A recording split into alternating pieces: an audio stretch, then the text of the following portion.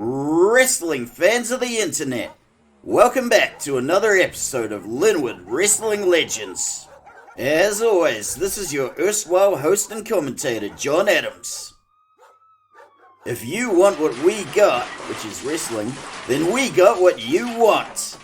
And if you want to get at what we got, then you got to get on that main line. As always, we are coming to you live and direct from an abandoned, undisclosed warehouse in Linwood. And at the time of recording, my copy of WWE 2K25 is still riddled with bugs and critters. But here in Linwood, we roll with the punches. So if you want to roll on down into some action-packed and mostly family-friendly wrestling, then let's roll on down right now. Alright folks, our first match of the evening. There's an iceberg dead ahead, and we'll see how many ice-related puns I can make before you all collectively stop watching. But please don't do that, Daddy needs the clicks. Tonight, he'll be facing off against my good friend, Homebody LuvShark. We're about to see one of the most entertaining guys in the business, going face to face with an out-of-shape, middle-aged divorced dad who just wants his kids to think he's cool. And if you want your kids to think you're cool, why not like and subscribe to Linwood Wrestling Legends? If I had kids, there's no parallel universe in which they would think I'm cool. But we got a great match dead ahead, and it's a great way to kick off this show, so let's get to it.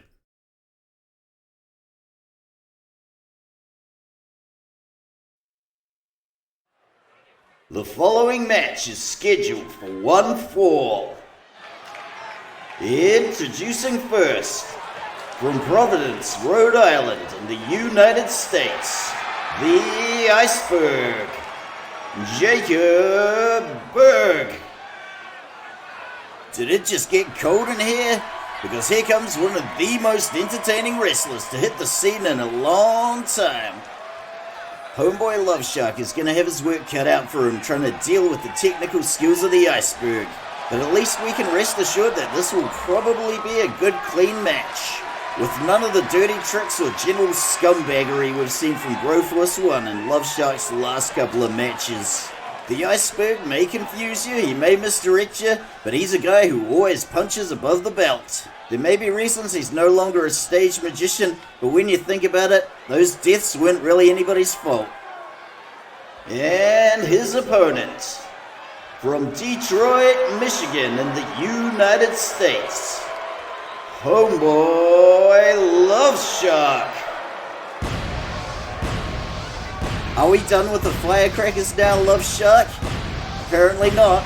And while I do think it's sweet that he let his kids help him design that costume, seriously dude, get a budget.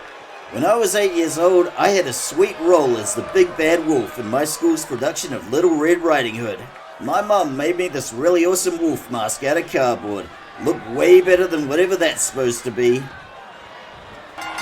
Referee Tom Herb rings a bell and the Iceberg comes running in with a big boot. One gets the feeling he's not taking this. Oh my god, LuvShark straight up dunked on him, channeling all his basketball skills from 30 years and 100 kilos ago. And you gotta love the way LuvShark asserts his dominance over his pinned foe. Say what you will about LuvShark's wrestling abilities or his overall physical health, but you underestimate him at your peril. Which reminds me, do we have his asthma inhaler close by in case he gets winded? The Iceberg kicks back, and now he's back in the groove with another punch, and he's going for the arm wringer. Snap, crackle, and plop. Wait a minute, snap, crackle, and plop? Who's gonna want to eat that for breakfast? The Iceberg's starting to get a little cocky, and LuvShark is making him pay for it with slaps across the face. The kinetic chess game begins, and let's see which one of these large, hairy, sweaty men prevails. This really is a case of technical skill overborn here, folks, and the Iceberg clocks him with an elbow. The eternal struggle continues, and Iceberg whips him into the corner. Iceberg's still taking a laid-back approach, and he gets thumped in the back for his troubles. Referee Tom Herb looking like he's checked out at this point, and LuvShark goes to the canvas. What the hell is the Iceberg doing? He's going up to the top rope. LuvShark gives him the gut check. What the hell is the Iceberg even doing? Guys, you remember what I said last week? What would happen to the men's division if y'all don't shape up? LuvShark is not having any of the Iceberg's mind games, and boom, straight onto the edge of the apron. And folks, I just don't know what to make of the Iceberg's performance so far. If this is some sort of avant-garde anti-wrestling performance art, go take that crap to AEW where it belongs. And one hopes that bump against the apron will rouse him to his senses. We all came tonight to see wrestling, not whatever this is, so get with the program, Iceberg.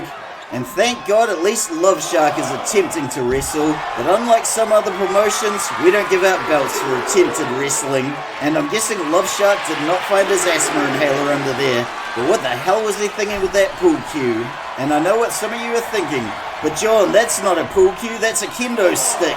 To which I would reply, there is no logical reason a kendo stick would be under our ring. A pool cue? Absolutely. Oh, kick out before the one. Now you boys better get back to business or this crowd is gonna riot. And the Iceberg's going for the Cobra Clutch. He's taking him down, but can he stick it? Oh, it's coming down. Oh, LuvShark is powering out with an elbow to the face. They're getting back on their feet again, and LuvShark dunks on him again. And there's the shock and jive. LuvShark goes into the corner. He kicks out. And he turns the tables on the Iceberg. There goes a body splash. He's got him over the shoulder. And he dumps him like an anime fan on prom night. And now we get to see that glorious happy dance that's won over so many wrestling fans. And look at this, LuvShark is straight up curb stomping his opponent. Oh my god, did you just kick Tom Herb? Play that one back, Ernie. This one's got to be an accident, one hopes. This is what I meant when I said you underestimate LuvShark at your peril. And rest assured, Tommy Boy has taken many bumps in the line of service here at LWL.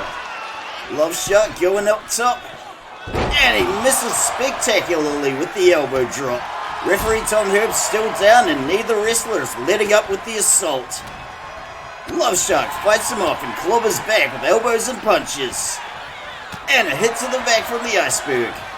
Dropkick from the Iceberg hits the mark and LuvShark keels over. LuvShark looking like he forgot his blood pressure medication today, and I really hope that's not the case. LuvShark is getting back to his feet, but he is not looking good. The Iceberg is going to work with a flurry of blows. The Iceberg is cool, calm, and collected, and he has taken his time. And there's a vicious kick to the head. And while it may be difficult to see an out-of-shape, middle-aged, divorced dag take this kind of punishment, we need to pad out our roster somehow, so we can't be picky. Iceberg gives him the slip and hits him with a sweet sit-out mat slam.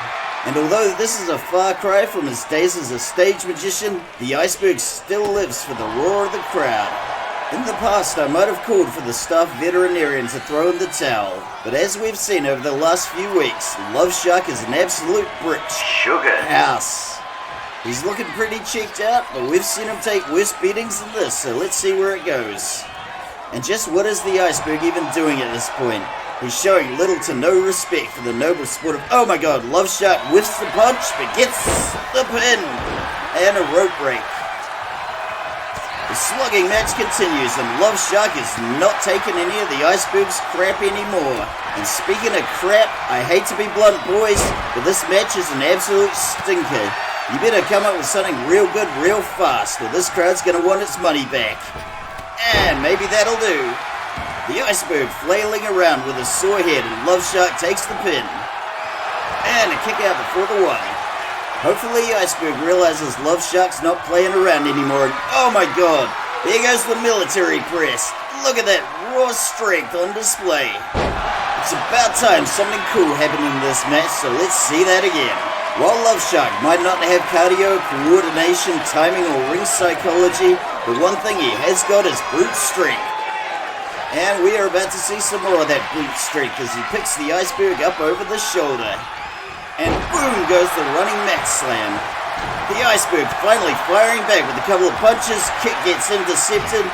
LuvShark's kick is getting intercepted, and the Iceberg hits back with a stiff clothesline. The Iceberg posting up on the middle rope. And LuvShark punishes him for his arrogance. The Iceberg would do well to remember that nobody likes it. What the? Oh, for God's sakes. Is the Iceberg trying to get fired? Because there's only so much of this crap even this promotion will put up with. But thank you, Homebody LuvShark, for beating a little respect into him. This is the kind of garbage you usually see from wrestlers like Orange Cassidy and Mr. Iguana, and we are having none of it. Good gravy!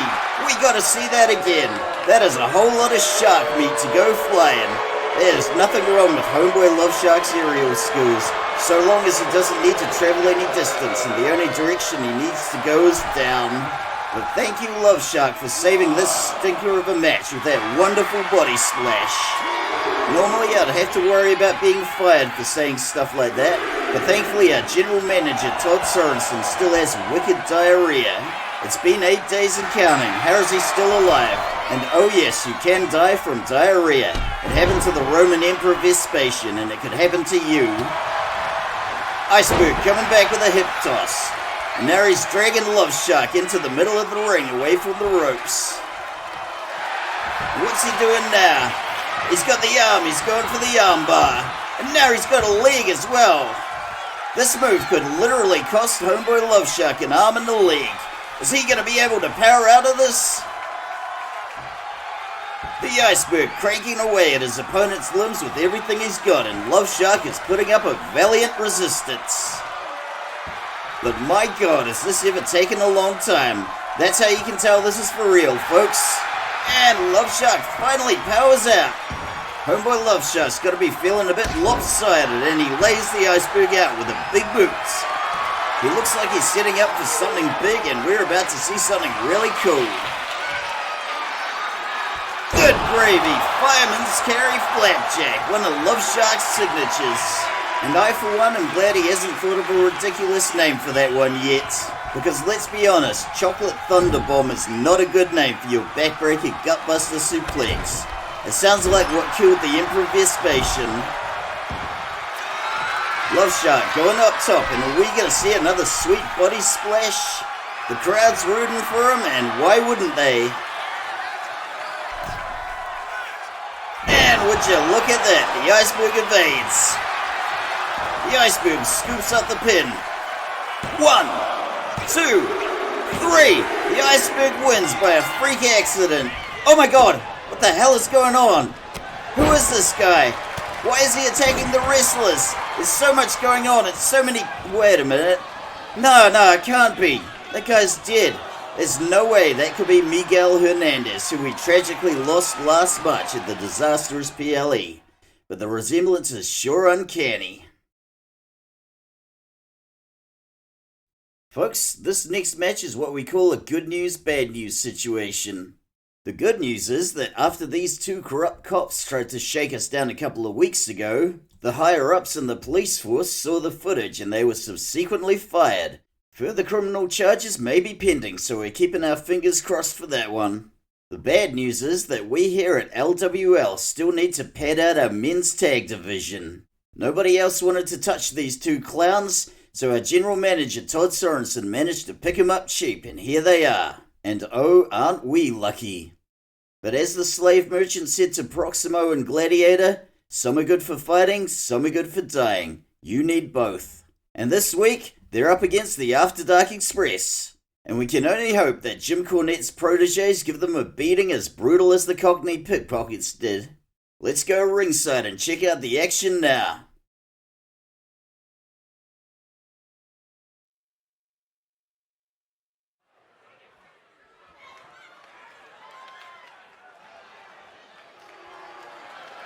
The following tag match is scheduled for one fall. Introducing first, from Linwood, Christchurch, here in Aotearoa, John Dog Adams and the Violator are the After Dark Express. Okay guys, that's cool and everything, but this raises a lot of questions. The first and foremost being, should you even be driving that bucket of bolts in an enclosed warehouse? If anyone gets hospitalized tonight for smoke inhalation, we know exactly who to blame. but it also raises another very important question. What maniac in their right mind gave the Violator a license to drive? Whoever that maniac may be, just remember this, folks. Every election year, they get exactly as many votes as you do. Now that's a scary thought.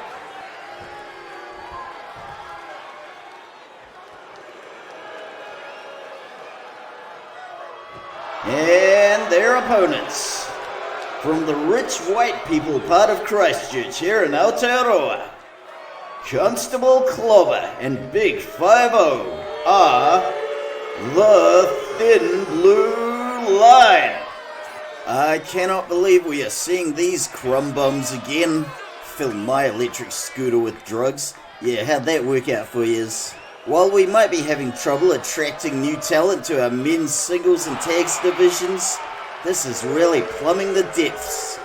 I would rather a whole roster full of Jonesies instead of the Thin Blue Line, but here we are. Only in Linwood, folks.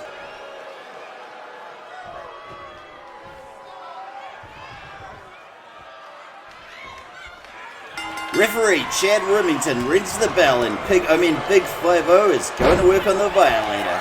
But the Violator is just shrugging it off and blowing kisses to the crowd. The corpulent Blue Line have really got their work cut out for them tonight, and I can't wait to see the ensuing beatdown. Oh, look at that backbreaker. That was Oh yeah, that's what I'm talking about, Violator. The Violator can't seem to navigate his way out of the corner, so he's just gonna kick his way out. He's posting up on the middle rope, and look at all the weight behind that elbow drop. Unfortunately, Big 5-0 rolled out of the way, but the Violator is not looking the worse for wear. Up over the shoulder he goes, and face first into the ropes. The Violator is loving every second of this, and you know what? So am I. And look at that, Constable Clobber gets clobbered. The Violator is truly doing the Lord's work tonight. And even Big 5-0 can't stop him. One gets the feeling that the Violator wants to take on both of them at the same time, but unfortunately this is not that kind of match. And just look at that gorilla press. What a vulgar display of power. Tag gets made to John Dog, and let's see what he's got for us. He's taken the boots to Big 5-0, and there's no such thing as a cheap shot in this match. Now he wants to hear that snap, crackle, and pop. What the hell am I saying? And those falling headbutts are really going to come back to haunt him. Why that move wasn't banned after Chris Benoit, I'll never know. But here he comes with a falling Superman punch, laying out Big 5-0. And what did you say about my mother, Constable Clobber? That's probably exactly what John Dog's thinking. And a Russian leg sweep into the barricade. If this is going to be a one-sided squash match, this is going to be the one and only time I don't complain. John Dog scales the barricade, but Big 5-0 throws him off. And you'll be very pleased to know that both Constable Clobber and Big 5-0's wives have filed for divorce. And their kids want nothing to do with them. This one better go back in the ring soon, otherwise we're going to see a count-out, and that'll do. Here comes Big 5-0, looking smug as ever. John Dog's trying to get back to his feet, and this does not look good. Into the corner he goes. Uh-oh, whatever comes next is going to be bad. And just look what we have here. Another innocent Linwood resident getting a beatdown from the police. This is absolutely disgusting behavior we're seeing here. But if John Dog ever wants to try rapping, this is going to help his credibility big time. John Dog is looking like he's been tied to the whipping post, and he is going to need to make the tag soon. Whatever Constable Clobber's got planned for him is going to be bad.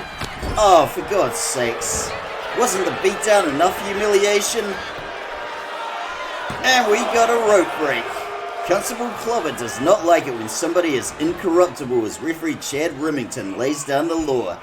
Oh, for God's sakes, no! We've already got enough wrestlers on the roster that do this kind of garbage. John Dog with the reversal, and let's see where this goes. Oh, that was dope! Look at that trampling headbutt straight out of Maggie Dixon's playbook. Let's see that again. And just like any proud resident of Linwood, John Dog is not letting that beatdown the police gave him slow him down one bit. The After Dark Express is back in control. And into the corner, Constable Clobber goes, and we're about to see some sweet teamwork. The Violator bringing the pain. Now he's scooping him up, and boom goes the dropkick. That was beautiful. The Violator is letting out as many frustrations on Constable Clobber, and I for one can't stop watching. The Violator is a man possessed, and he is fighting back against police corruption. And this is a wrestler you do not want to tick off, and just look at the power of that slam. He is feeling the magic tonight, and if you want to feel the magic, why not pick up a replica Violator hat from the merch stands? He's showing some love to all the fans in the crowd, and a little something for Big 5-0. Constable Clobber coming in from behind with the pincer attack, and he pays for it dearly. That boy might not be right in the head, but he's exactly the hero we need for times like this. The Violator pulling him up to all fours, and boom goes the falling axe handle. Constable Clobber grabbing the ropes for support. And the Violator kicks him out of the ring with a big boot and makes a tag to John Dog. John Dog takes to the top rope. Nails Constable Clobber with the coffin drop. He's feeling a bit of wear and tear in his back, but a small price to pay for the smiting of one's enemies. And oh my god, look at that forward flip. That was bloody brilliant. Let's see that again. As vertically challenged as John Dog may be, everybody's the same height when they're falling from the top rope. The inebriated slobs in the front row are just loving these high-flying theatrics, and who can blame them? It's safe to say that the tide has turned in this match, and the flabby blue line are gonna need a miracle to save them. And in case it's not obvious, your color commentator has given up all pretense of being objective. And here's a tag to the Violator. Constable Clobber is laying into the Violator, but the Violator is just shrugging it off as only he can. The crowd came tonight to see some good old-fashioned Linwood Street justice, and the Violator is giving it to him. Big 5-0 taking his shot and dashing himself against the rocks. All the while, Constable Clobber flails around helplessly and rolls out of the ring. If we're being honest here, the Violator probably could have done this in a 1-on-2 handicap match. But that sweet flip from John Dog off the barricade was just the icing on the cake. The Violator seems to forget how a tag match works, but we'll let him slide this once. And now both of the porkers are in the pen. And after viewing this, we really should set up a 1 versus 2 handicap between these three. I think this is what the Violator's telling us he wants. But don't quote me on that, folks. Jim Cornette and John Dog seem to be the only ones who can communicate with the Violator, so I have to double check with them. The Violator is just straight up embarrassing both of these clowns, and it's a beautiful thing. Big 5-0 trying to punch his way down, and he slips the Violator and knocks him down with a clothesline. Are we starting to see dents in the Violator's armor? Apparently not. And oh my god, we're gonna see it, folks. Look at that. Let's see that again. The Violator calls this one the Violator Claw Slam, and it's one of his signatures. Just look at the raw power there. Can Big 5-0 even recover from something like that? Let's hope not. The Violator grabs a leg, and he is not afraid to play dirty with a cheeky kick to the knackers. Into the corner goes Big 5-0. The Violator coming with slap after slap, and Big 5-0 reverses and throws him into the corner. And he clocks him with a stiff flying forearm. Have another stiff forearm. Big 5-0 pulling him back to his feet, and he is looking for payback. Tag gets made to Constable Clobber, who walks into a stiff punch from the Violator, and into the corner he goes. The Violator going for the tag, but Constable Clobber shuts him down. Into the other corner the Violator goes. Constable Clobber going for the tag, and this time the Violator shuts him down. And back to the corner you go. And here comes some sweet, sweet teamwork from the After Dark Express. Ooh, that had to hurt. That was classy. Let's see that again. I'm pretty sure I've seen this move before in one of those Asterix and Obelix books. It was cool then and it's really cool now. And I'd be fully willing to believe that the Violator fell into the magic potion as a baby. John Dog off the springboard and look at that moonsault. I'm not a fan of this John Dog Adams by any stretch, but that was cool and here comes the tag. Violator giving him a cheeky stump puller to the leg and whipping him into the corner. Round and round he goes and back into the corner. And we're going to see some more sweet team action. And to paraphrase P.T. Barnum, if people like one of those, they'll love two of them. Let's see what John Doe's got for us now. And the springboard moonsault misses the mark. Nobody home.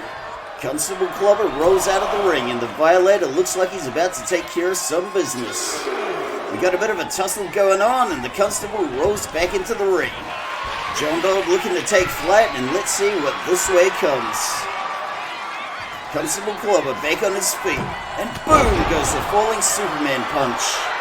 The Constable is down but let's see if he stays that way. John Dog back up to the top rope. Oh my god, Jesco Jam, I love that move. Like I said, I'm not a fan of John Dog by any stretch, but the Jesco Jam is such a sweet move.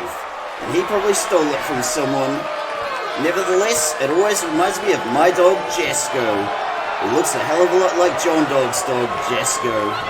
Maybe they're related, but is it enough to get the pin? Oh, Big 5-0 breaks it up. And isn't that always the way with the cops in Linwood? Constable Glover coming in with the tackle, and can he get the pin? Oh, kick out before the one, and a reversal. 1, 2, and another reversal. And a kick out before the one. That was a hell of a seesaw. John Dog off the springboard again into a wheelbarrow. And look at that bulldog. The thin blue line running on empty, and just look at that handstand. John Dog showing some love to all the Linwood crowd tonight. If this was Mirror Valley, he'd probably get booed, but this is safe home. And he's just rubbing the humiliation in with one half-assed kick after another. Constable Clobber is looking pretty woozy on it, and into the corner he goes. And here comes some more sweet teamwork.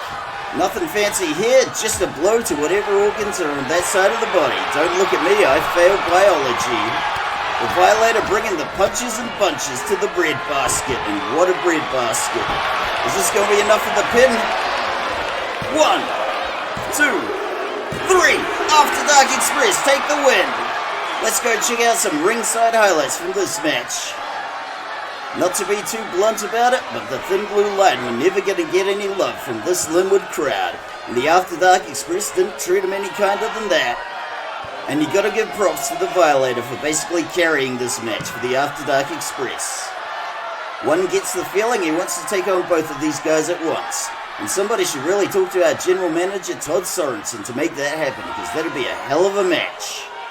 And who could forget this disgusting act of brutality against an otherwise peaceful and law-abiding citizen of Linwood? I'm just glad somebody got it on tape. I wish I could say I was shocked to see this, but this is nothing new in Linwood. But the Violator was not having any of this police corruption, no siree Bob. He shook off attack after attack after attack like it was no big thing. And you know what, folks? I am so passionate about the idea of him in a 1 vs 2 handicap match that I'm gonna ring Todd Sorensen and bother him on the toilet. I don't care how intense his diarrhea is at this moment in time, this match needs to happen for you, the fans. And I, for one, am not gonna give him a moment of peace until he makes it happen. So congratulations to the After Dark Express for their victory over these two crumb bums. And oh, look at that, now John Dog gets to drive on the way home. But in all seriousness, can we open some windows and maybe get rid of some of the smoke before the next match? I'm probably going to have to look up the legality of driving a car inside an enclosed warehouse full of people. But one thing's for sure, tonight the Violator was a law unto himself, and he laid down the law to the Thin Blue Line.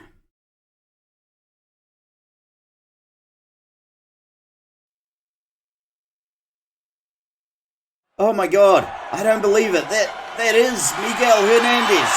We all thought he'd died tragically in last March's disastrous PLE, which we're still not really allowed to talk about for legal reasons. So why did he crash that match earlier? Maybe he'll tell us. And good goddamn, he's lost none of his flair for the dramatic. Whoa there, buddy.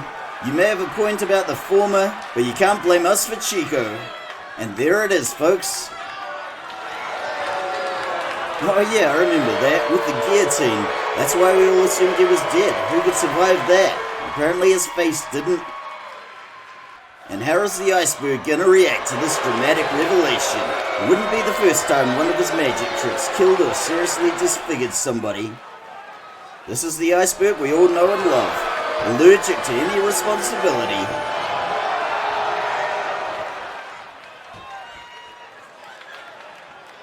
Oh, he's got you there, Iceberg. What were their names? Nina, and I think Sabrina. Whoa, steel cage. Dude, we don't have a steel cage. And all this talk of burning makes me wonder if we're looking at the future Mr. Brandy Dixon. Unbelievable. You guys just promised everybody a steel cage match that I'm not sure we can deliver on. And take a guess which unlucky sod is gonna have to try and pull that together. I should have just taken that job with Pizza Hut. And oh, how the mighty have fallen.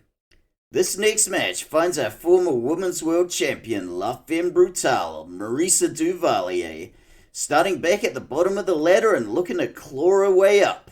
And here's the first rung of the ladder, Brandy Dixon, whose next baby daddy we just met earlier. The former champ will be looking to work her way back up, whereas our favourite little firebug desperately needs a win after two rather embarrassing losses. This next match is anyone's game, but one thing's for sure. We're definitely not going to get a good clean fight from either of these horrible, horrible people. So let's kick back, grab some popcorn, and watch the ensuing bloodbath.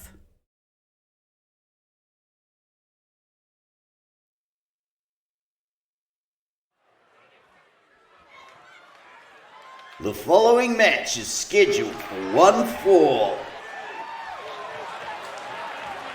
Introducing first, from Marseille, France, La Femme Brutale, Marisa Duvalier. A championship loss can be a stinging blow for any wrestler, but here comes La Femme Brutale, Marisa Duvalier, with the same can-do attitude and the same ridiculous French bob haircut that she thinks looks cool. But you know what? It doesn't. But she's still got that tattoo of a bumblebee that says, "Let it be," and that gets me every time. And of course she's still bloody got the tattoo. It's not like she's gonna cheese grater it off. And yes, those steps are made of genuine metal. It's one of the few things we didn't cheap out on. But if I were a wrestler, I'd probably be checking every time too. But despite that ridiculous French bob haircut, the former champ is looking in good spirits tonight.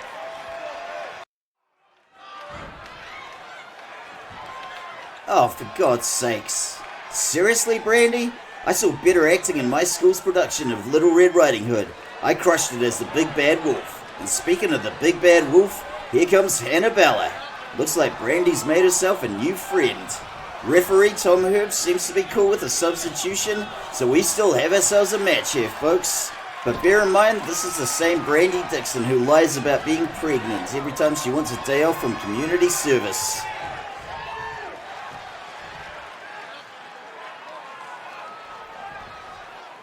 Referee Tom Herb rings the bell and Hannibal comes running in with a jumping neck breaker. And she's going straight for the pin, but a kick out before the one.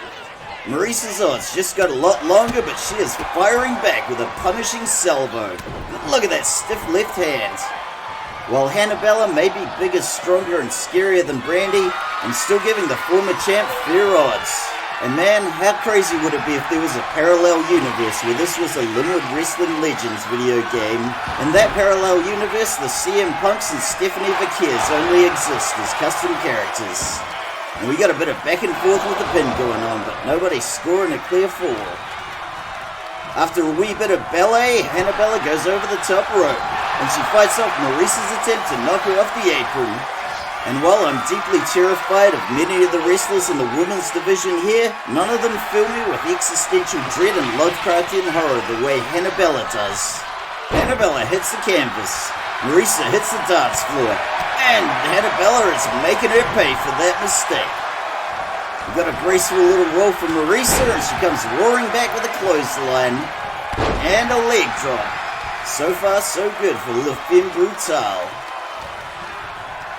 Hannibella goes into the corner, and here comes Marisa with a little something called the Bulldog Francais, or French Bulldog, or is it a Boston Terrier? Because I can never tell those two breeds apart. But anyway you cut it, a good Bulldog makes any wrestling match better, and that was a great Bulldog. And can she get the pin? Oh, kick out before the one. Hannibella is not going to be the walk in the... Oh my god, that was embarrassing. The springboard is not your natural habitat, Marisa. But that swinging neckbreaker was right in Hannibella's wheelhouse. Hannibella whispering madness into the ears of her opponent, who looks like she's losing her damn mind.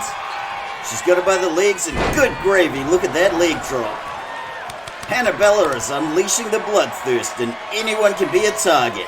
Even you, watching this on the internet now. Out of the two, Hannibella is the bigger and stronger competitor, as we're seeing with this fireman's carry. And into the ropes she goes. This is probably not the way the former champ envisioned her first match back. And look at that beautiful DDT. Marisa rolls out of the ring, and she is looking pretty dazed. Hannibella's decided to get some cardio in while she waits. She's trying to fight her way back in, but it could be a slog, and we've seen this move before, and it's always painful.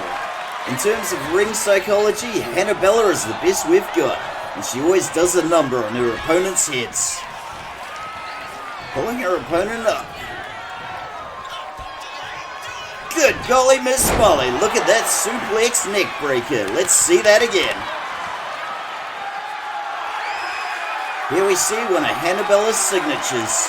For whatever unfathomable reason, she calls this suplex neck breaker Mr. Tickles. I didn't ask why, and frankly it's not important. But if I had to guess, Mr. Tickles is probably a teddy bear she used to have. Oh, look at that kick. There's still plenty of fight in La Femme Brutale. There's nothing she can do about that ridiculous haircut right at this minute, but she can still turn the tide of this match. And she is striking back. And this is where Marisa Duvalier excels. We're talking about a woman so dangerous and unhinged she was blacklisted from MMA as a sport. And look at the momentum behind that hip toss. Ain't that something?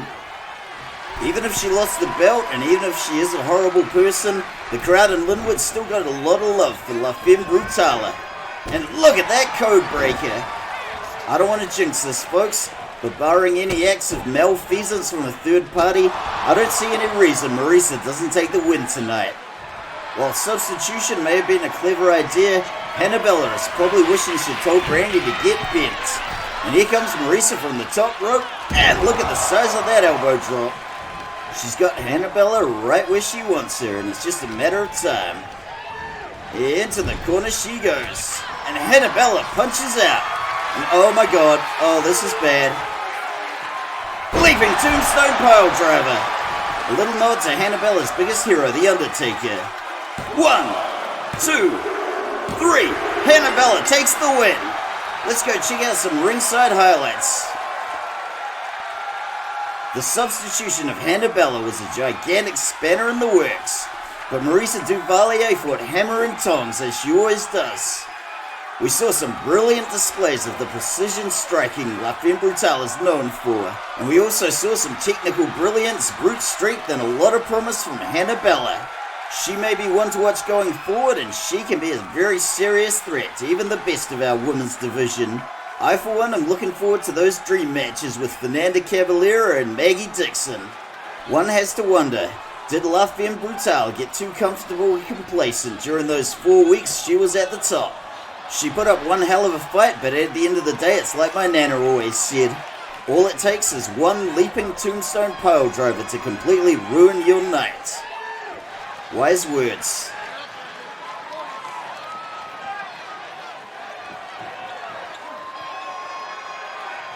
So congratulations to Hannibella on the win. And while Brandy might have avoided injury or embarrassment tonight, she doesn't get to share in any of this glory either. And to be perfectly honest, I don't think I'm comfortable with Brandy and Hannibella being friends either. Hannibella can be very easily influenced, and God knows what she'll be influenced to do with that little firebug whispering in her ear. We are at the halfway point of the show, and here comes the next match on the card. Both of these competitors have had a pretty rough go of things lately, and as such, they're both pretty desperate for a win. Although we might normally frown on celebrity guest appearances at this promotion, if you're a fan of gangster rapper Pump Daddy, you're in luck tonight, because we are pleased to report that Pump Daddy is in the house, both literally and figuratively. And tonight, he'll be escorting his fiancée Left Eye to the ring. Unfortunately, the Blue Bomber Whitney Olivier doesn't have any connections in the world of gangster rap, so she only comes tonight bringing her trademark volatile aggression and well-honed technical skills. So let's go see which one of them is gonna get that much-needed win.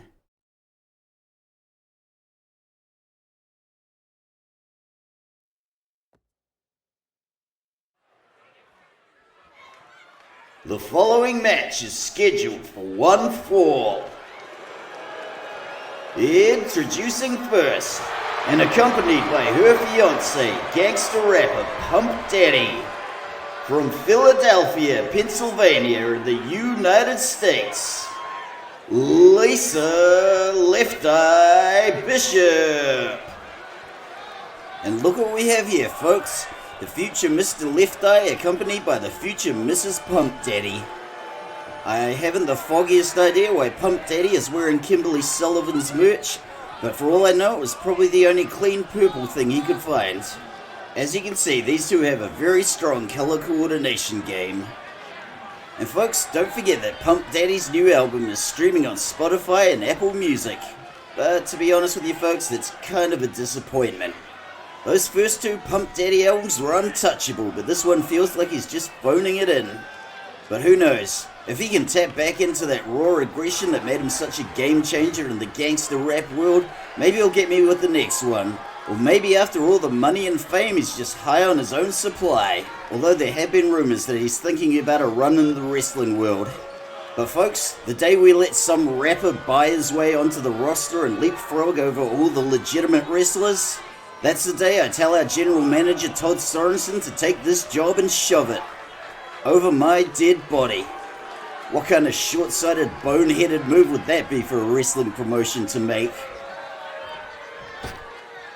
And her opponent, from Winnipeg, Canada, the Blue Bomber, Whitney Olivier. She might not have the gangster rap credentials, but the Blue Bomber Whitney Olivier is every bit as intimidating as Suge Knight. Believe it or not, she's grabbed me by the ankles and dangled me over a hotel balcony many times. But that said, it was still the best birthday I've ever had. After going 0 for 2 in her last couple of matches, she is hungry for a win tonight. And if you're hungry for food prepared in relatively sanitary conditions, why not hit up the concession stand?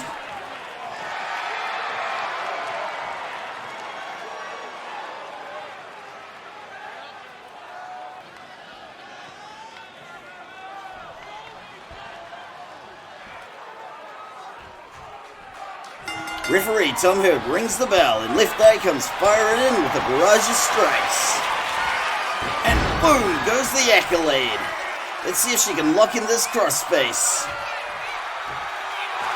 And Whitney is powering out. Not today, says Whitney Olivier. See what I did there? Into the corner, Left Eye goes. Left Eye with the repost. And a cheeky little shoulder tackle just for the hell of it. This is a wrestler that came prepared and she's bringing her A game along with that beautiful falling elbow. If the Blue Bomber was expecting a nice easy tiptoe through the tulips, this is a rude awakening indeed, and boom goes the hip toss. Left Eye is not done yet and she wants her opponent back on her feet.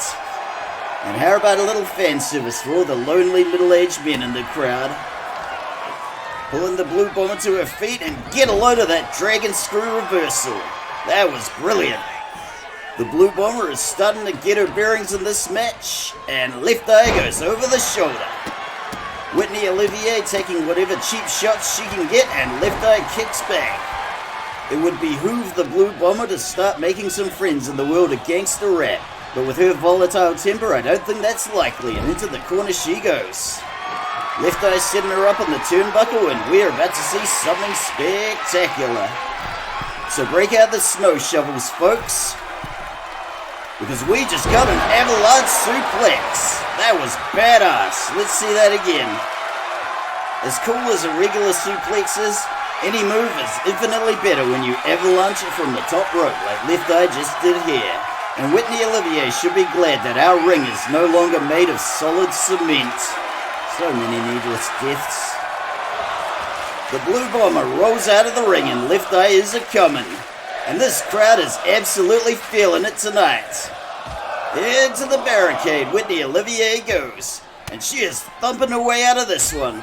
But in the mind of the Blue Bomber, her favorite tool is a hammer and every problem is a nail. As we can see now with the absolute hammering Left Eye is taking. And that looks bad. But you know what won't look bad?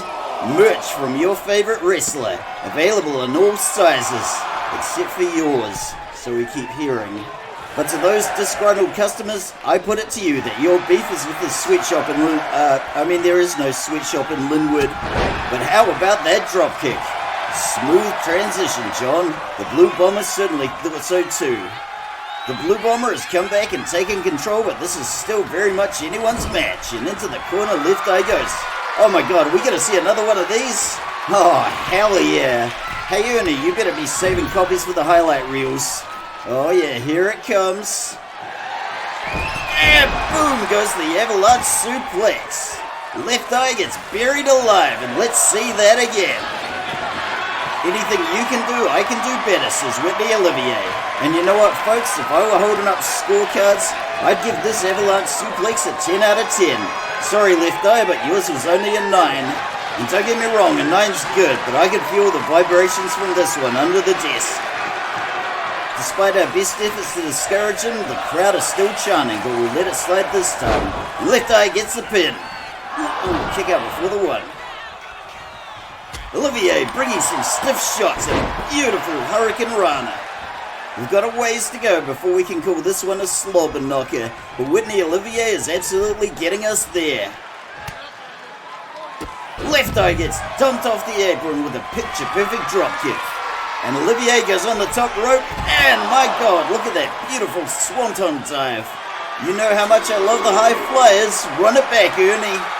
The Blue Bomber came here tonight hungry for victory, and she is getting all she can eat with a side order of how do you like them apples. From where I'm sitting, we be liking them apples just fine. And speaking of where I'm sitting, I'm still hiding under this desk, so please, please be careful.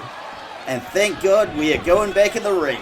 I've taken way too many bumps under this desk as it is.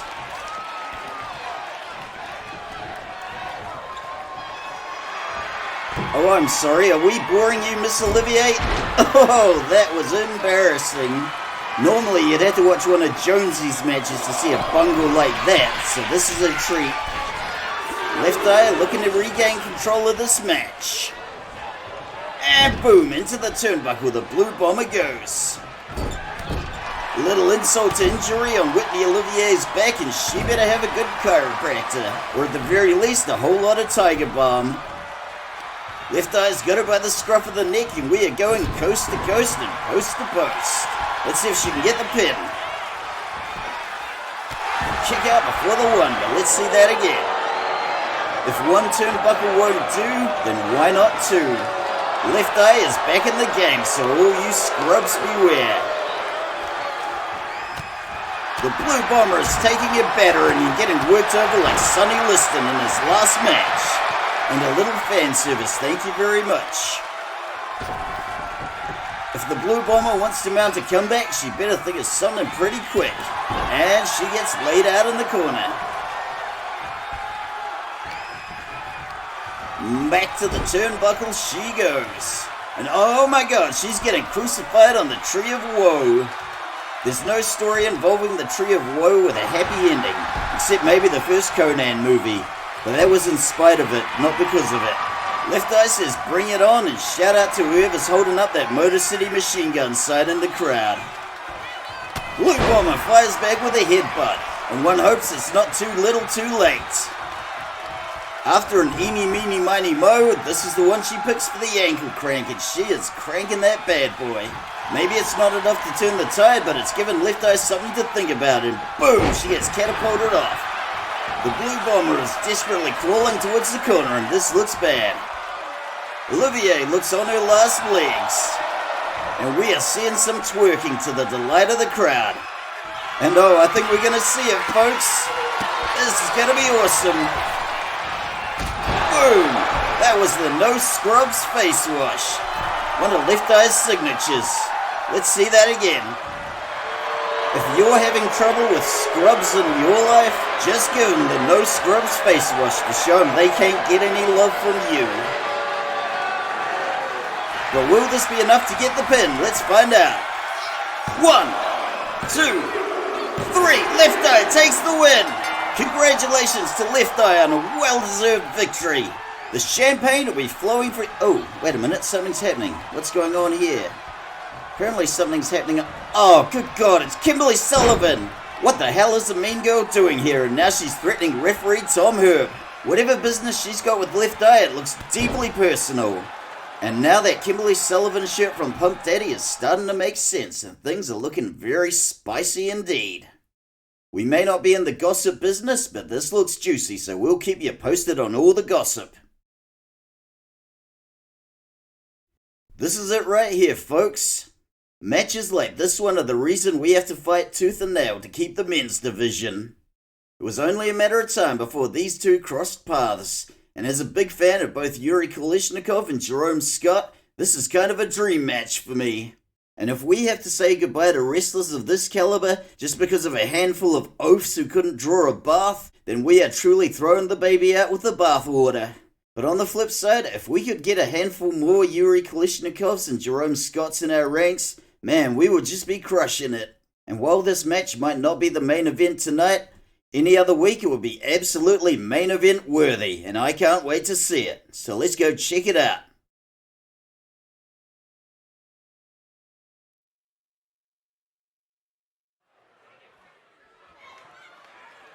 The following match is scheduled for one fall. Introducing first, from Pokrovskoye, Siberia, in Russia, the Enforcer, Yuri Kalishnikov. Alright folks, now we are officially in business. After suffering through however many garbage matches and half-assed attempts at wrestling, now we get to the good stuff. And yes, I know I've been warned before about describing either the matches or the wrestlers as garbage. But as luck would have it, our LWL General Manager Todd Sorensen has had diarrhea for 8 days. And while he's not here, I'll say whatever I like. Garbage, garbage, garbage. Who's gonna stop me? You? I'd like to see you try. But back to the match at hand, folks. As a fan of wrestlers who can actually wrestle, I am a big fan of both of these wrestlers here tonight.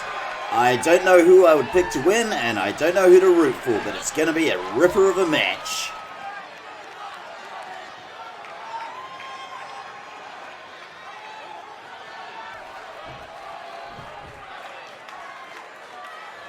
And his opponent, from Cleveland, Ohio, in the United States, the Professor, Jerome Scott. Did I ever mention how big of a fan I am of the Professor? I'm sure I must have let it slip once or twice. As far as I'm concerned, this guy is a modern day Bret Hart, and his opponent is a modern day somebody else who's also a really good wrestler. Names escape me, but one thing's for sure. Jerome Scott and Yuri Kalishnikov are two of the best wrestlers in our men's division, and two of the best straight-up technical wrestlers we have. I've been hoping to see this match for a long time. So imagine my delight that it's finally come to fruition. Both of these wrestlers are perilously close to being the #1 contender, and whoever scores the win tonight gets just a little bit closer to that next title shot.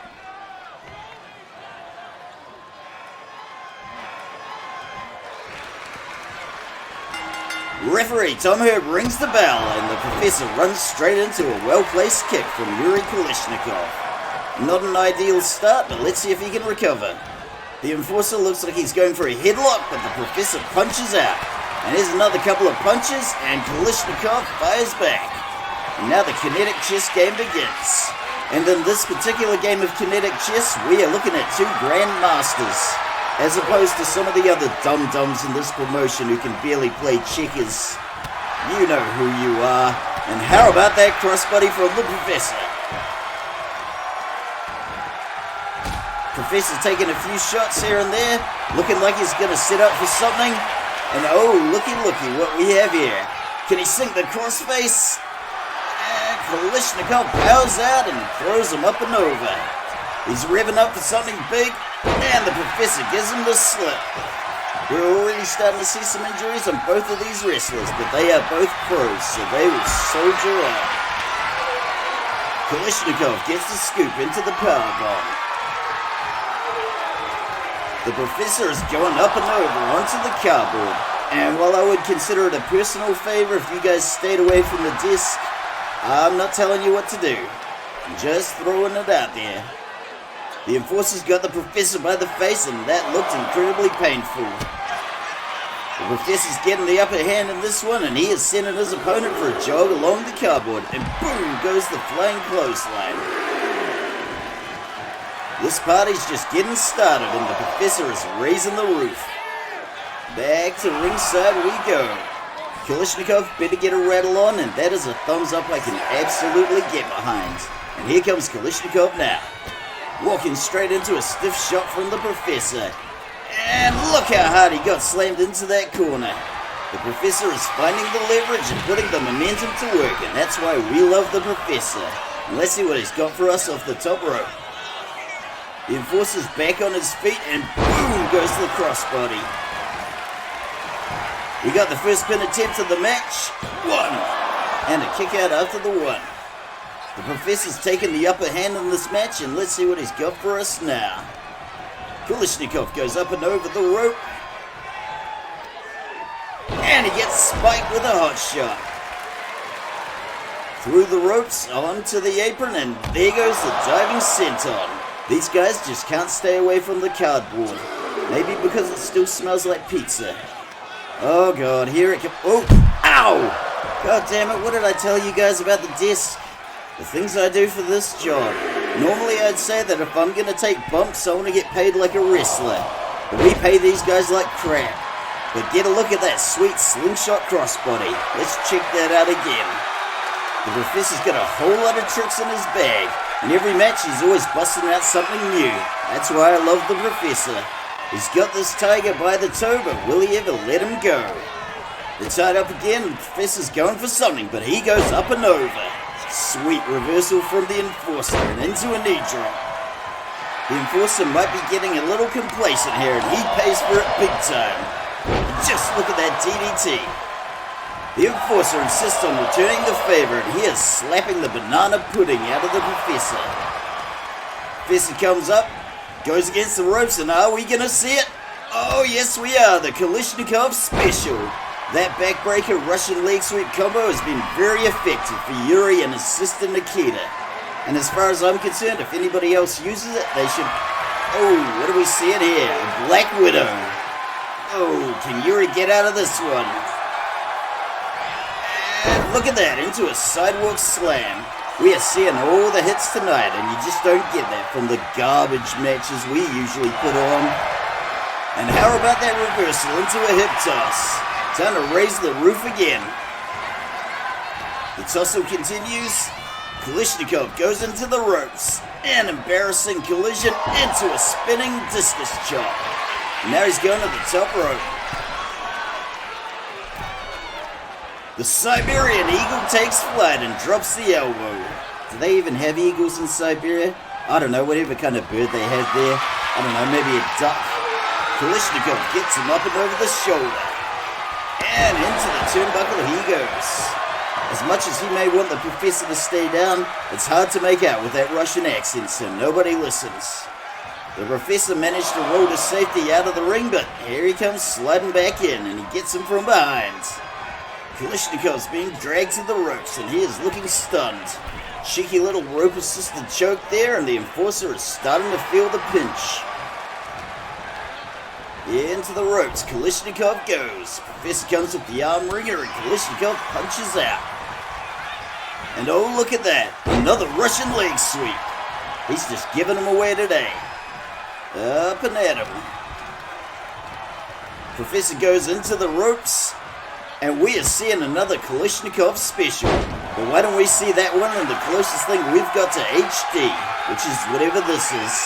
The backbreaker and the Russian leg sweep go together like green eggs and ham, and breakfast just got served. And if you skip your breakfast today, why not pick up something greasy and or salty from the concession stand? The Professor a little worse for wear. In comes the Enforcer with the patience of a tactician. The Samo throw lays him out, and let's see if he can stick the armbar. And we have a rope break. He really needs to start doing that one in the middle of the ring. And if it were up to me, we wouldn't even have ropes. We'd just have a giant pit full of gnarly spikes, like the Mortal Kombat games. He's got the Professor up and over the shoulder, and the Professor reverses into a DDT. Okay, Professor's got the right idea, dragging him into the middle of the ring. Setting him up for something, no doubt. Oh, sweet, we're gonna see it, folks. The gravitational constant. I love this move, let's see it again. And this right here, folks, is what you can do with leverage, momentum, and a PhD in physics from Cornell University like the Professor has. He's got him by the arm and the leg and dragging back into the middle of the ring. What's he setting up for? Oh, looks like he's going for the pin. One. And a kick out after the one. Cheeky kick to the gut and a DDT from the Professor. And just look at the toll this match has already taken on both of these competitors. This is what it looks like when two high-level athletes give their absolute all. The Professor posting up off the middle rope. And my God, look at the distance on that falling punch. I didn't think he was going to make it. He's taking another shot off the middle rope. Kalishnikov gives him the slip, and the elbow drop misses the mark, but the leg drop does not, and he rolls out of the ring. The Enforcer is determined to finish this in the ring, and he is encouraging his opponent to come on back. The Professor's looking like he partied a little too hard, but it's always a party here at LWL. And just look at that smug satisfaction on the Enforcer's face. He can be prone to a little hubris from time to time, but he better not let it get the better of him, otherwise the Professor is going to come roaring back with moves like these, and good gravy, what a swinging neck breaker that was. Let's see if he can get the pin. 1, 2, kick out after the 2. It's going to take a little more than that to break the back of this Siberian horse. And do they even have horses in Siberia? Siberian horse just sounds weird. And look at that swinging neck breaker of his own. If Kalishnikov is looking to win this thing, it would behoove him just to take the damn pin and ditch all the grandstanding and showboating. But there's still a sliver of life left in the Professor, and the Enforcer is hell-bent on clobbering every last drop of it out. Both of these competitors have taken an absolute hammering, and neither of them is looking too steady on their feet. The Professor trying to rally with a barrage of strikes and another DDT. And can he get the pin? 1, 2, and a kick out after the 2. A lot of the matches we've had tonight have been short, sharp, brutal affairs, but this one is really going the distance. And we got a reversal into a hip throw. Like Muhammad Ali before him, Kalishnikov wants to take his opponent to the absolute limit. And what a sloppy collision that was. But just a reminder that wrestlers are more likely to make mistakes when they're fatigued. So if you see something you don't like, blame everybody but John the commentator. I'm just here to observe and report, folks. Hypothetically speaking, if this were a video game, it would sure be nice if there were, I don't know, developers who could maybe fix some bugs. Oh my God, Moscow Torpedo, where the hell did that come from? That's another Kalishnikov special, let's see that again. While I was doing the blah blah blah yakety smackety, Yuri Kalishnikov was planning that perfect shot like a sniper. And there it was. I can't see the professor getting back up from that one, but don't quote me. 1, 2, 3. Kalishnikov takes the win. Now that was a hard-won victory. The professor delivered an absolutely stunning performance tonight, as usual, and oh my god, it's Seraphine! The other member of Los Satanicos is giving Yuri Kalishnikov a beatdown, and 3 guesses who put him up to it. This is absolutely reprehensible, but when you're one man like Yuri Kalishnikov taking on an entire cult of brainwashed wrestlers, these things are bound to happen. And just a friendly reminder that referee Tom Herb has gone outside for a cheeky vape. Goddamn union regulations ruin everything. Folks, what we're seeing is a straight up beatdown. There are no DQs, no countouts, no disqualifications, and it goes on until the other guy drops. Kalishnikov is at a disadvantage after fighting the professor, but he's damned if he'll take this lying down. Look at that lead drop. And if we're being honest, this is the only way a weasel like Seraphine could get the upper hand. By waiting till an opponent of a higher caliber has picked him off and oh god, another Moscow torpedo. We gotta see that again. This Linwood crowd has no love for Citadel Muerte and they are getting behind Yuri Kalishnikov. And you know what? So am I. A fair fight with an opponent like Jerome Scott is one thing, but this is absolutely disgraceful. Alonzo Constanzo should be... Oh, look at that, another Moscow torpedo. This kind of ambush is reprehensible, but when you're sending in one of your goons instead of doing the deed yourself, that's a whole other level of cowardice. But unlike some other wrestling promotions, we don't just end matches in a DQ when we run out of ideas. That's an LWL pinky promise, and that's what happens when you're doing it live. If Seraphine was expecting easy pickings, he's in for a world of disappointment, because the enforcer has not given up. And he misses with that crossbody off the springboard. After that blunder, Seraphine's looking a little rocked, and Yuri Kalishnikov is gonna make him eat the turnbuckle. Normally you'd have security breaking this up, but we just don't pay him enough to overcome their cowardice. Seraphine claps back with an elbow and breaks him off a dropkick. He's going high risk, high reward, and while I hope nothing good comes of it, I'm never that lucky, and there goes the falling axe handle. This is absolutely deplorable, and I just hope the enforcer can fight his way out of this one. Oh, for God's sakes. Are we gonna do that now, Seraphine? Are you really that desperate? You disgust me. Oh God, he's getting something from under the... Oh, he's got a chair. Now he's wailing on the enforcer with a steel chair. This is absolutely sickening, folks. I will personally be burning all my Sector del Muerte merchandise when I get home. Except for my La Madrina posters. I'm a lonely man and I need those. If I had anything resembling a spine, I'd come out from under this desk and help the enforcer now. But I am what I am. I got no shame in my game and I'm a warrior. Good God, that chair shot looked like it really did some damage. How the enforcer has still got the wherewithal to fight back after everything he's been through tonight is anyone's guess, but I'm glad he has. And he's going for a Boston Crab. But there's no tapping out in brawls like this, so let's just keep our fingers crossed and hope he breaks Seraphine's legs. I never claimed I was a good guy, folks. I'm willing to wish a lot of horrible things on a lot of horrible and deserving people, and Seraphine is absolutely one of them. At least his big brother Elio had the cojones to look the enforcer in the eye when he jumped him. He didn't go sneaking into the ring like a cowardly little sugar weasel after somebody else had already put him through the ringer. But luckily Seraphine seems to be getting more than he bargained for. You've already made your point, Seraphine. There's no need for any of us to be subjected to this callous barbarism.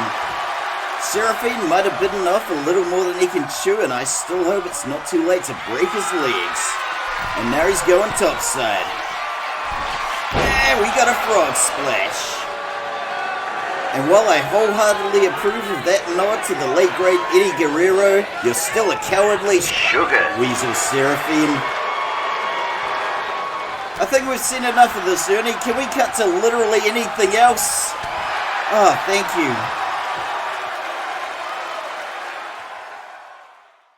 Folks, if I may break kayfabe for a moment, and I believe I may, I'd like to offer my sincerest condolences to all the people out there who got screwed by the latest 1.19 patch for WWE 2K25.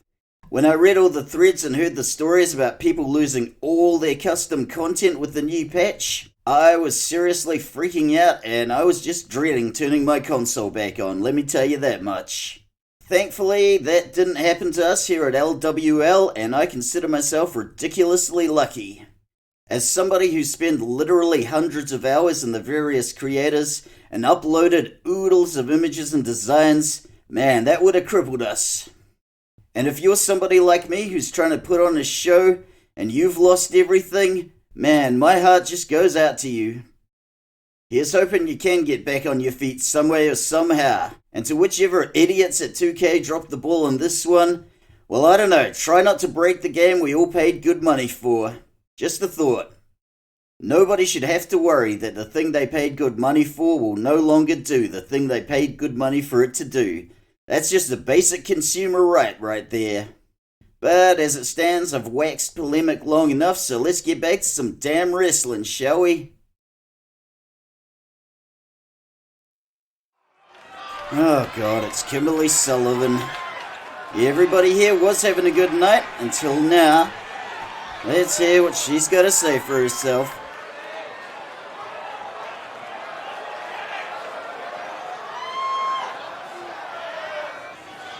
Oh god, she's insufferable. And just remember she's saying this with an Australian accent, which makes it infinitely worse.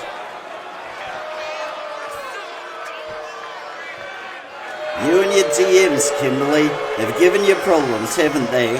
I don't know, maybe stay off social media for a while? And there it is, folks.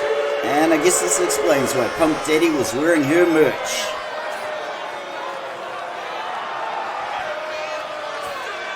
Oh really, Kimberly? Then why is he picking you? You're a mid-card wrestler at best.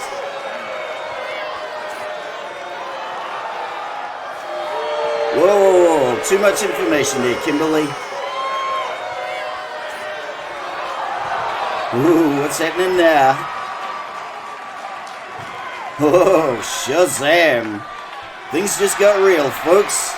You just can't write TV like this.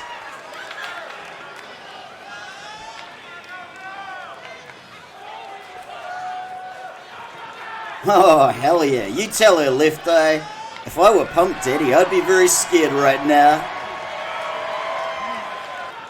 Whoa, again with a steel cage that we don't actually have? How the hell do these rumors spread? Oh great, now I'm on the hook for 2 steel cage matches. Just as well I'm not busy this week. And to all you people out there that have said, John, you shouldn't be dumping on Kimberly all the time just because you had one horrible date, I'd like to think this promo has vindicated me. At long last, here we come to the main event of the evening. Both of these wrestlers have had nothing less than a meteoric rise up the leaderboards thus far. But at the end of the day, there can only be one #1 contender. While I'm sorry to say it won't be either of these wrestlers tonight, the winner will get to challenge Fernanda Cavalera for that particular honor. We got 2 of the absolute best wrestlers in the women's division, and this is an absolute dream match, fully worthy of headlining tonight as the main event. Much like the previous match, this is another one that may be too close for me to call. So let's go check it out right now.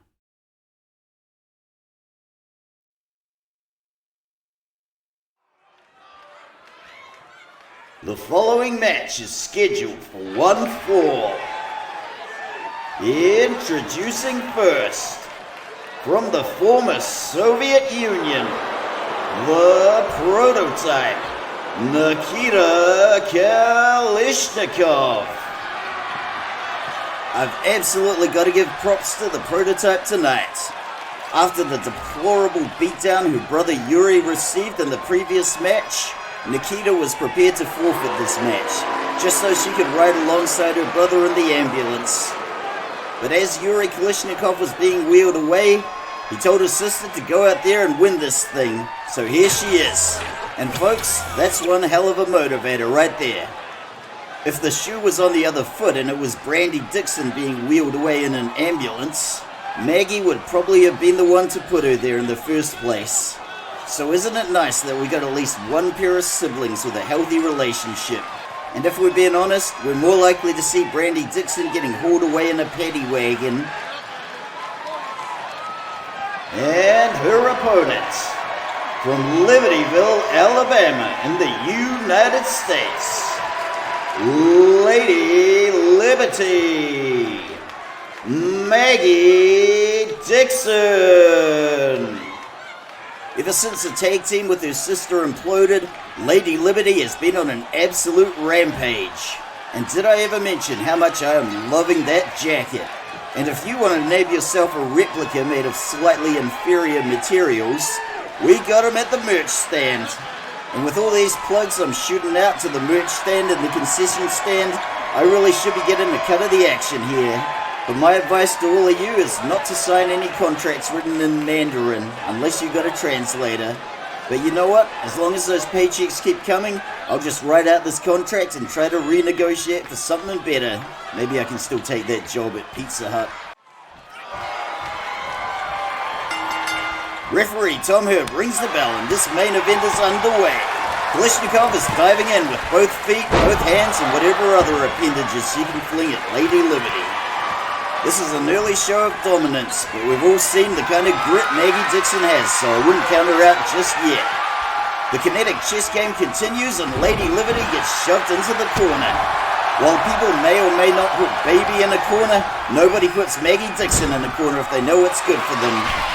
Oh my god, are we going to see another avalanche? This has been an amazing night for avalanches. And look at that, an avalanche DDT. Play it again, Ernie. Ernie, did you press the wrong button? Why does this replay look weird?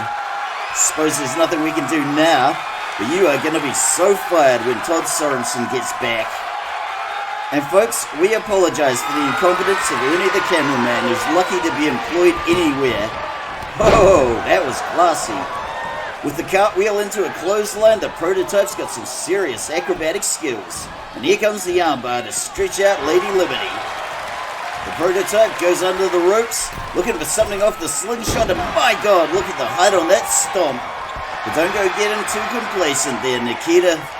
Maggie's back on her feet and Nikita takes it down into a Kimura. Let's see if she can stick the submission. Maggie rolls out. Lady Liberty roaring back to life, and there goes the clothesline. The bigger, stronger wrestler is leading the dance, and we're about to see a little brutality. And look at that backbreaker.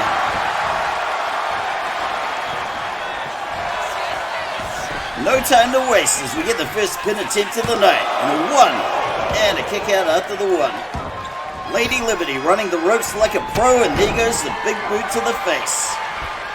The prototype hauled back to her feet. Out of the ropes she goes. And she gets nailed with a hot shot and flies off the apron. Lady Liberty taken to the sky like a majestic eagle, and down comes the elbow drop. This one spilled out onto the cardboard, and as always, I hope the disc I'm hiding under doesn't get wrecked. There goes a snapmare. Lady Liberty looking to do some damage. And here comes the scoop. I'm really hoping we don't see the prototype go through the announcer's disc. Ow! The corner of the apron and smashed into the ring like a baseball bat. That was devastating. Let's see that again. And thank you, Ernie the cameraman, for fixing the filter on the camera. And you see just how much better this devastating 1-2 combination looks? Ooh, that was nasty. Prototype gets a drop toe hold. But Lady Liberty catapults out. Whatever they got planned for this little trip to the cardboard, they better haul ass and get back in the ring, because nobody wants to count out. The prototype's back to her feet, and Maggie is determined to end this in the ring where it belongs. And look at that spinning discus punch. And did you ever notice that we don't have any Clown Holios, Linwood Knights, or Jonesies in the women's division? Makes you think, doesn't it? Lady Liberty's looking like she is in a world of pain right now. And good gravy! The prototype is going for the inverted leg lock. Let's see if she can make Lady Liberty tap. As is always the case, Liberty finds a way, and she is punching her way to freedom. Those punches rock the prototype, and here's a few more just for good measure. It's punishment enough holding the bag for Lady Liberty while she works it, but you really don't want to be the bag like the prototype just did. A little gloating from Lady Liberty, and the prototype comes in from behind. Lady Liberty gives her the slip, and we have got a slobber knocker on our hands, folks. And my oh my, what a picture-perfect suplex. I wish we could have matches of this quality all the time, but folks, we are not that lucky. Jiminy Jillikers, look at that punishing headbutt. Lady Liberty is really making the most of that steel plate she had put in her head when she was 7 years old. Let's get another look. And if you look real close, you can see a really nasty wound opened up on the prototype's forehead on the right side. The Linwood crowd came here tonight hoping to see a little blood, and this match is not going to disappoint them. Lady Liberty goes into the ropes, prototype goes high. We got the body block. Look at that elbow drop. That was magnificent. Can she get the pin? One. Kick out after the one. It's going to take a little more than that to break Lady Liberty. And there goes Kalishnikov and a reversal from Lady Liberty. Prototype into the ropes and up and over from Maggie Dixon. Just look at that brute strength. The Linwood crowd is loving every second of this, and there's plenty more to come. And to the guy in the front row with his date, she doesn't look like she's having fun, so you're probably not going to get a second. But we got a second up and over from Maggie Dixon, and now she's just showing off. But it does raise the question of why would you bring a date here when you could take them literally anywhere else? And the prototype probably wishes she was literally anywhere else, because I got a feeling we're going to see another... Oh, up and out of the ring. Lady Liberty's about to take flight again, and good gravy, look at that body splash. Maggie Dixon off the barricade with a falling axe handle, but nobody home, and now she goes for a jog. This cowboy has taken a lot of abuse tonight, and the prototype is taking a lot of abuse from Lady Liberty right now. We're seeing another Cold War right here, and it's not going to be one with blue jeans and pop music, let me tell you that much. We're seeing exactly why this match was the main event, and mercifully we are going back ringside. Lady Liberty went for the Tope Atomico, but nobody home. And did you ever think that if there was nobody home at Ulrich Schrodinger's place, his house was both being robbed and not being robbed at the same time? We got another up and over. See folks, you just don't get this kind of commentary from the Michael Coles and Pat McAfees of the world. Aren't you lucky? And while luck may or may not be a lady, Lady Liberty is feeling lucky tonight. Off into the ropes, the prototype goes. And we got a counter into a DDT. That was sweet. You may or may not be able to see the prototype, but you should have seen that 5-knuckle shuffle coming. I'm sure there's a low-hanging joke I could make about the phrase 5-knuckle shuffle, but this is good, clean family entertainment, and I'm a professional, so I'm not going to make it. And would you look at that? We officially have a slobber knocker on our hands. And look at that stiff left hand from Maggie Dixon. The tide has turned in this match, and Lady Liberty is in charge. Good gravy, look at that battering ram headbutt. Maggie Dixon's signature move. Let's take another look. If you've just had a steel plate put in your head for any reason, maybe you could become a wrestler like Maggie Dixon too. Which is not to say a steel plate is a requirement, but it certainly helps. After the battering she's taken, the prototype is not looking healthy. And here comes Maggie Dixon with the arm wringer looking for the snap, crackle, and plop. Damn it, did I say plop again? Another shot to the head from Lady Liberty. We got the body scissors into the roll-up from the prototype. And a kick out before the one. Maggie Dixon using the ropes in the corner to haul herself up. And the prototype says, bring it on. Boom! How about that shoulder tackle? I swear, folks, I'm gonna get it right one of these times. Snap, crackle, and pop. Maggie Dixon goes plop into the turnbuckle. God damn it. Oh, this looks good. I think we're about to see another one of them. Oh, boom. This is another one of Nikita's signature moves, the Vilovka leg slice. Just look at the technical skill required to pull off this bad boy. That is impressive. But is that one going to be enough for the pin? Let's find out. 1, 2. Oh, kick out at the last second. This is coming down the wire, folks. As far as I'm concerned, this is still anybody's match. Either one of these truly magnificent gladiators could still walk away with the win. And speaking of gladiators, I finally got around to seeing Gladiator 2, and it sucked. That's all I'm gonna say. But you see what I mean? Still anybody's match. We got a little Bolshoi ballet, and Maggie gets whipped into the corner. The prototype's revving up for something. What the hell was that? We got the reversal from Lady Liberty, and now we're going to see something devastating. And there goes the clothesline. Up to her feet again. Back into the corner. Oh my god, are we going to see another avalanche? Oh yes, I think we are, folks. Oh, here it comes. Boom! Avalanche superplex off the top rope. That was insane. This has truly been a great night for avalanches off the top rope, so let's see that one again. Our staff veterinarian is going to be really busy with all the injuries from tonight's matches, but that's the way she likes it. Let's just hope she's all loaded up with all the sweet tranquilizers. That was one hell of a comeback from Lady Liberty. Let's see if she can seal the deal. The prototype must be on her last legs now, but she reverses and punches out. And she's going for the Kimura again. Let's see if she can make Lady Liberty tap this time. Lady Liberty powers and rolls out. Both of these wrestlers are showing a hell of a lot of grit, and this match is really going the distance. Everybody in this abandoned warehouse is on pins and needles, because we have seen some amazing comebacks from both wrestlers. This can still be anybody's match. Into the ropes and up and over like a four-leaf clover. Kalishnikov barely hanging on by a thread. Scoops her into the cradle position. And there goes the backbreaker with a little extra stretch to it. Nobody can say that they didn't get their money's worth tonight. And if they do, there are no refunds. And now it's Lady Liberty who's barely hanging on.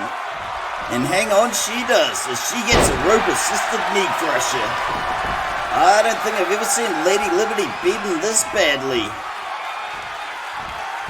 But what a great deal of assistance the ropes can provide, as we saw with that double stomp. Quitting is not in Maggie Dixon's vocabulary. And there's a cheeky stomp to the hamstrings. The prototype gets flung into the corner with full force and just bounces off. The faster you go, the bigger the mess.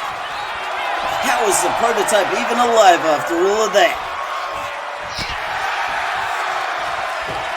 Maggie bringing the verbal abuse, and she is about to pay dearly, because there's a rolling knee bar. Can she make it tap? Oh my god, submission! Kalishnikov wins! Where did La Madrina come from? Oh, that was unnecessary. Sector Del Muerte is sending another message to Yuri Kalishnikov. Anybody can be a target, and none of the people you care about are safe from us. Well folks, that's all the time we have for this week. Compared to last week, it might have been a bit of a short, sharp affair, but I gotta tell you this was an episode that almost nearly didn't get made. Between the latest disastrous update to WWE 2K25, having to do a factory reset on my laptop after it crapped out on me, and a whole lot of other little things that made up a gigantic comedy of errors. I was fighting this one tooth and nail, but we got there in the end. Because as the greatest singer of all time said, the show must go on. And if there's anybody out there who really doesn't know, and you actually need me to tell you that Freddie Mercury was the greatest singer of all time, I'm not sure I want you watching my show anymore. Go off and listen to Queen's back catalogue over and over again until you get it right. Nevertheless, the show got made. I'm glad it did, and I just want to thank each and every one of you wonderful people for tuning in. As always, this is your erstwhile host and color commentator, John Adams, signing off. And as always, I encourage all of you to go out there and support your local independent wrestling promotions. And I'm going to be doing just that on July the 26th when I go see Unified Redemption. So if you see me lurking about anywhere there, don't be a stranger. So until we meet again, take it easy, and if it's easy, take it twice.